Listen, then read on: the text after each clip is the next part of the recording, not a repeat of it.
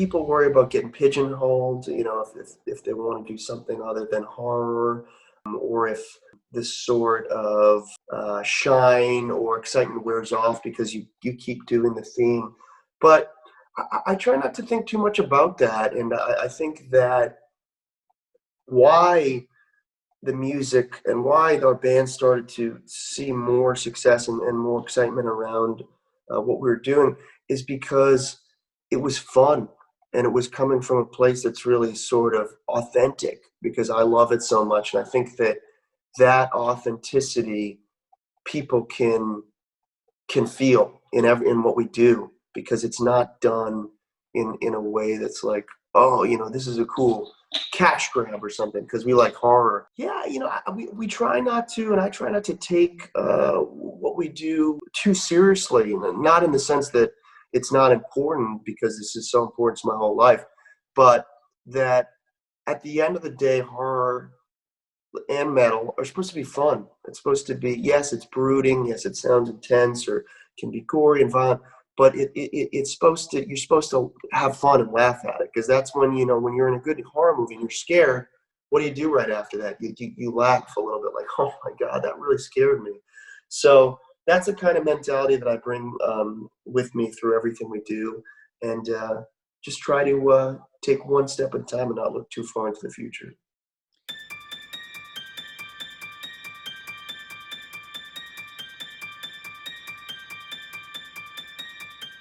I'm Spencer from Ice Nine Kills, and this is the horror history of Spencer Charnas. I had been going to a video store with my mom for years. It was actually one that was attached to a grocery store. To kill time while she was shopping, I would always go and sort of peruse the different aisles of a video store, and I always ended up in the section that said horror. And the cover art that drew me in the most, at least at first, was John Carpenter's Halloween. There's something about the simplicity of just, you know, the black cover with the pumpkin, with the butcher knife through it, and like the blade sort of morphed into the other parts of the pumpkin. And for whatever reason, I was like, I got to see this. And after a little bit of convincing, my mom rented it for me, and so it began. I don't really remember, I don't really have too much of a memory of the stuff that I like pre-horror. I've always been a fan of just film in general. Like, I love comedy, I love horror, I love thriller, action. But at that time period when I was getting into horror, I was probably really into comedies like Naked Gun and Police Academy and those kind of movies that were a little bit silly, like slapstick kind of stuff. My tastes have obviously sort of expanded over the years, but it's funny. I'm pretty loyal to all those movies that I used to love back in the day. So my taste now is really a strong combination of horror and comedy. So I kind of meet somewhere in the middle, and that definitely reflects in everything that I do with the band. I was very young when I saw it. I was probably 7 or 8 years old. It really disturbed me, that faceless white mask, sort of the simplicity of that film, and just not really knowing, you know, what is this entity that's following around Laurie Strode and these other high school girls.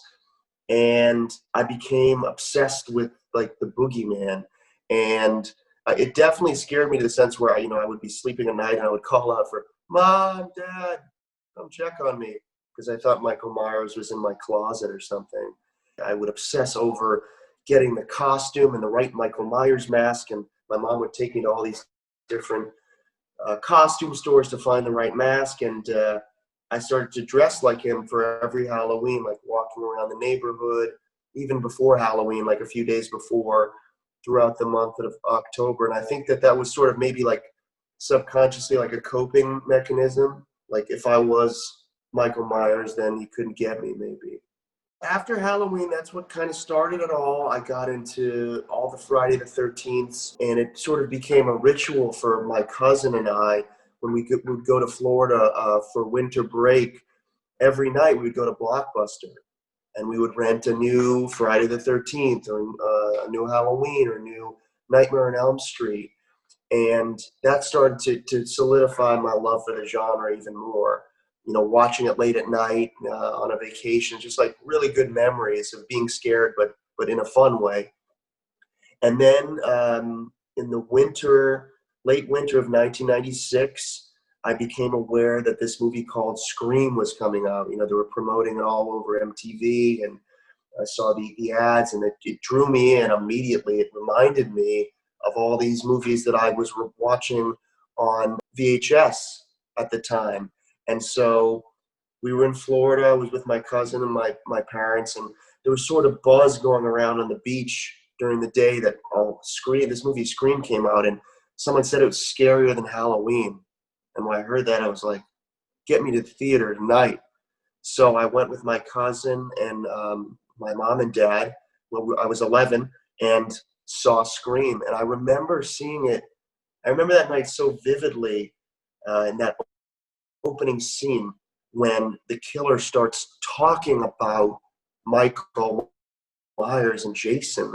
And this was the first horror movie I'd seen in the theater. You know, all the other stuff I'd seen on VHS. So I'm sitting there thinking, oh my God, the killer in this movie is referencing these other movies that I love. This is going to be my favorite movie of all time. And I was blown away by that film. I remember being so scared, but again, obsessed with it, like trying to find the mask and the costume. And if you could believe, at that time, that mask wasn't so prevalent. And now it's, you know, so ubiquitous. It's everywhere. But at the time, it wasn't really out in stores. So I kind of I made that my mission to find that mask and find the voice changer that was used in the movie. And I remember getting the voice changer and being disappointed. Oh, this doesn't sound anything like Roger Jackson, the guy's voice, but it was a cool prop to have. And Scream further solidified my love of the genre, and I've been hooked on it ever since. Being so obsessed with Scream 1, you know, I was there, you know, first opening night of Scream 2, again, back in Florida, because Scream was my favorite movie. I enjoyed Scream 2, but it didn't live up to what I imagined it would be. It was a very clever movie, very clever screenplay. The whole self-referential thing they took even further with the opening, being in a theater, watching a film about the first film. Like, it was definitely genius, but for me, it just didn't have the scare factor. So I wasn't a huge fan of Scream 2. Scream 3 came out a few years later, and I really did like that one on a different sort of level, because it's comedy, really. And I always loved Parker Posey from the Christopher Guest movies, like Waiting for Guffman and Best in Show. So I really did like Scream 3, although it wasn't one. But I have to say that Part 4 for me holds the #2 spot, because I think it's the closest in tone to the original. I think that Emma Roberts delivers the best reveal of a killer since Steep and Matthew Lillard. I think she's just brilliant in that closing scene, and the writing is brilliant. So yeah, I'm definitely a big fan of the Scream franchise, but for me, nothing tops 1. But I'm very hopeful for 5. I'm hoping that Scream 5, it seems like it's in good hands, so I'm optimistic. I definitely remember embarrassing my sister because she had this big, I think it was like a Sweet 16 birthday party where, we bussed all of her friends like into Boston from the suburbs to like this Hard Rock cafe party. And I remember when the after party came back to my house, I was in the backyard constructing some sort of haunted house with all my masks and stuff. And so in that regard, I was definitely creating horror and embarrassing my family at the same time. When I began the band, we were very different in musical genre than we are right now. We were based in the punk and ska world. That's where my head was at when I formed the band. You know, bands like Real Big Fish, Goldfinger, Less Than Jake. And although we played that kind of music, there was always that sort of horror aesthetic that I wanted to capture, whether it was in our t-shirt designs, or this sort of tongue-in-cheek, macabre lyrical content that we had. Like, even in our pop punk days, we would use samples from Halloween, Dr. Loomis speaking. But as the years progressed and as our sound developed, and we sort of started to incorporate more genres, like some metal, and some sort of like symphonic elements, and Broadway kind of Les Mis kind of theatricality, we started to delve more into horror. And I think the real catalyst for it was when we released Every Trick in the Book, which was our album based on literature. I picked The Exorcist and I picked Carrie to cover, and we did these high production value horror movie type videos for those songs. And that's when the band started to gain more traction. And it was sort of the combination of, wow, this is really exciting people, and this is fun as hell for me to do because this is everything I love. So the next album, I said, let's do every song about a different movie. And that's sort of when we doubled down on that idea. And we haven't looked back since. And it's been the most fun I've ever had making music, because I think it's combining, and it's combining my two loves, which are music and horror. And it's just, it's rewarding to be able to create these kind of takes on these classic stories I love and introduce people to the genre. It's so cool to hear people say, hey, I got into horror because of you guys. So if we can help elevate those films and shed light on not just the most known films, but some of the more obscure ones, then we're doing our job. The bridge is really that they're just naturally subcultures.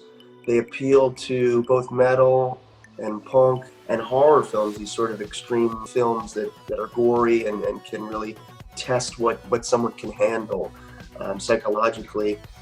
Appeal to people who just on a cellular level, I think, go the other way from the norm, go towards Rob Zombie instead of, the new Taylor Swift record. It's just that natural community. And I think it breeds this feeling of, wow, these are like-minded people that understand what I like. These filmmakers who are making this dark, gritty, maybe even tongue-in-cheek thing, they get it. They're the cool cats.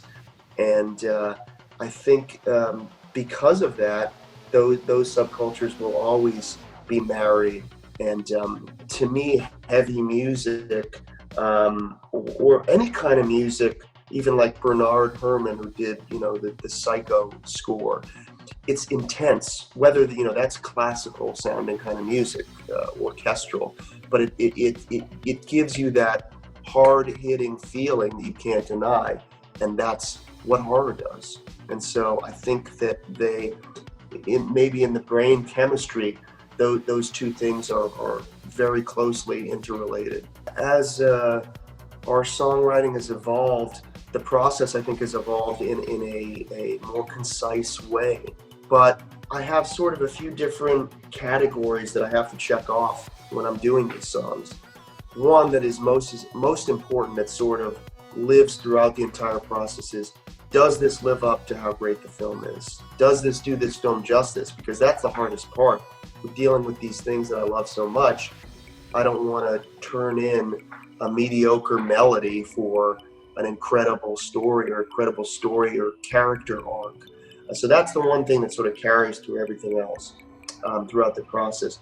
The other category that I make sure to nail are all the things that I love about the film, and all those little inside nods to people that maybe just aren't on the street saying, oh yeah, Jason, that's that guy with the hockey mask. No, I'm talking about, who's the first kill in part 3, or, what's Mrs. Voorhees say, whenever Jason is going to kill someone, or what does Mrs. Voorhees say to herself before she kills someone?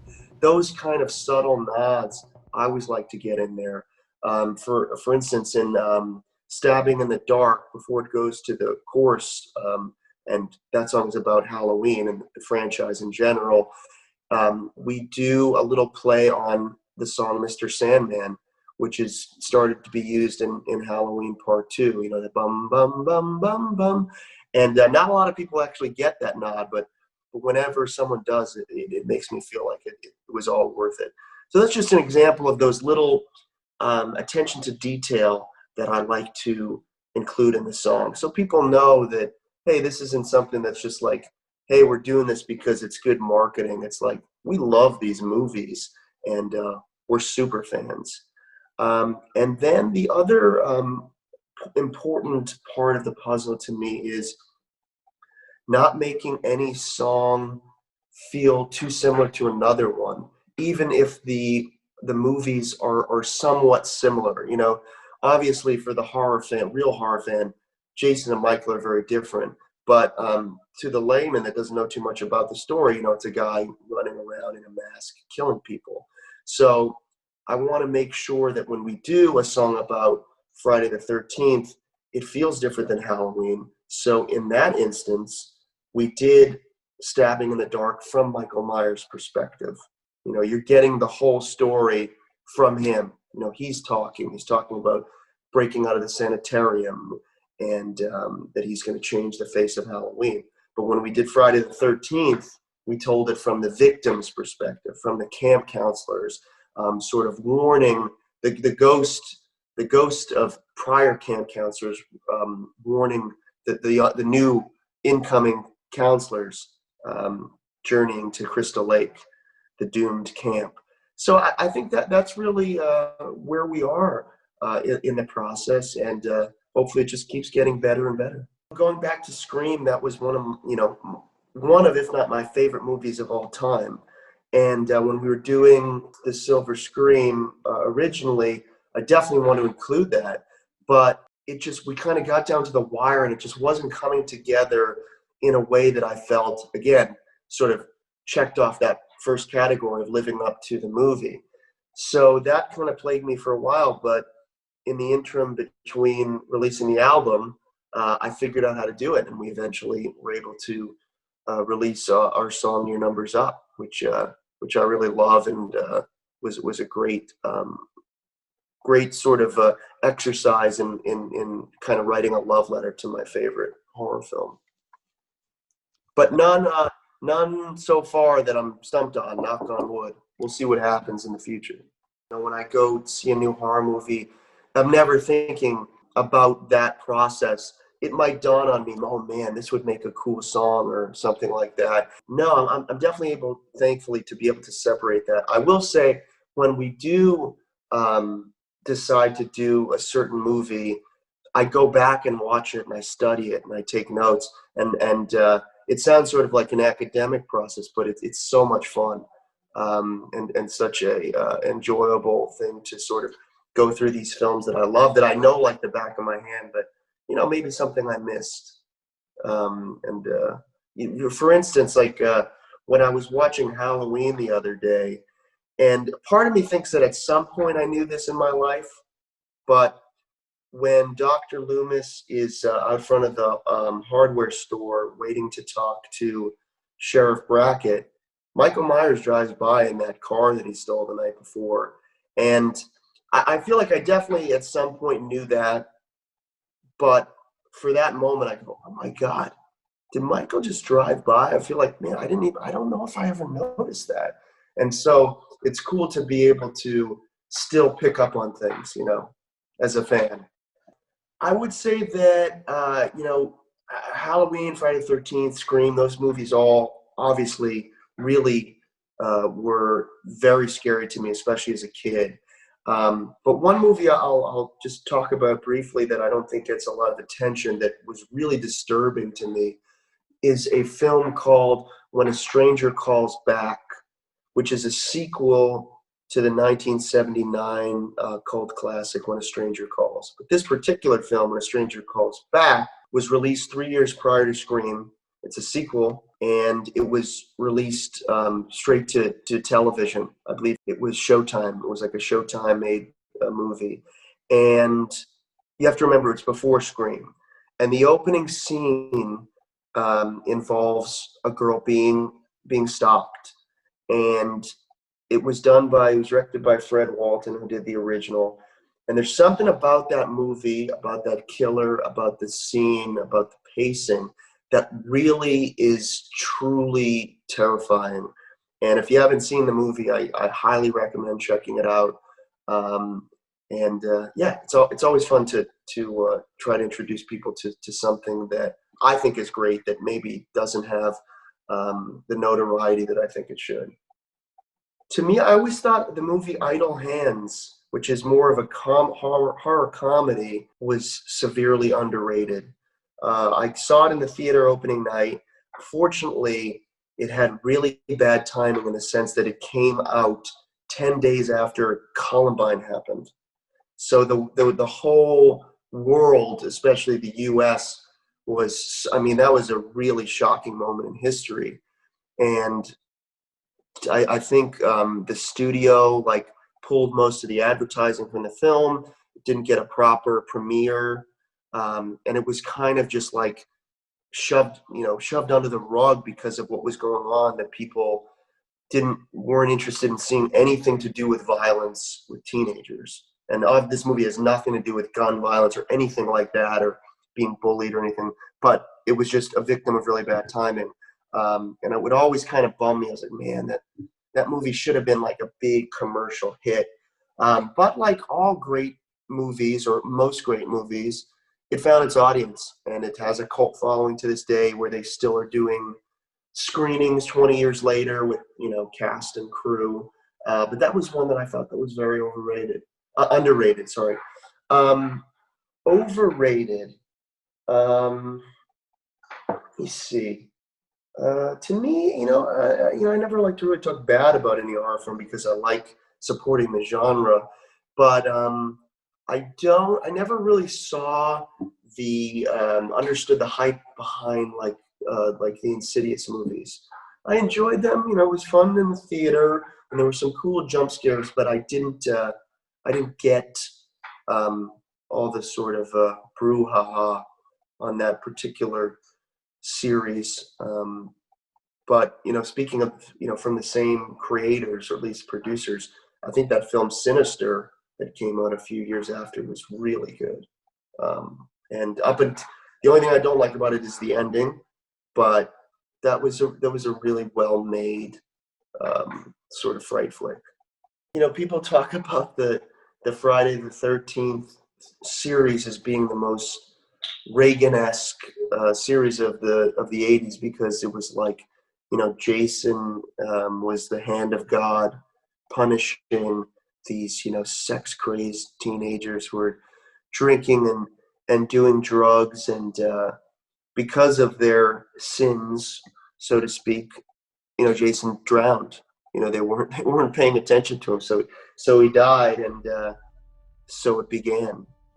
Sort of this revenge story, and obviously I don't take the morals and ethical implications of Friday the 13th too seriously, but definitely sometimes when I'm thinking about doing something wrong, I think maybe Jason is lurking around the other corner. So those experiences were so important to Halloween, seeing Scream, but something that I don't touch on too often that I think pushed me even more into being a fan of horror, the world of horror, was this horror theme park that existed in New England back in the early mid-90s. It was called Spooky World, and it was in Berlin, Mass, and it was deep in the woods. Basically, before I had been to Universal Horror Nights or anything, it was the world of horror in person.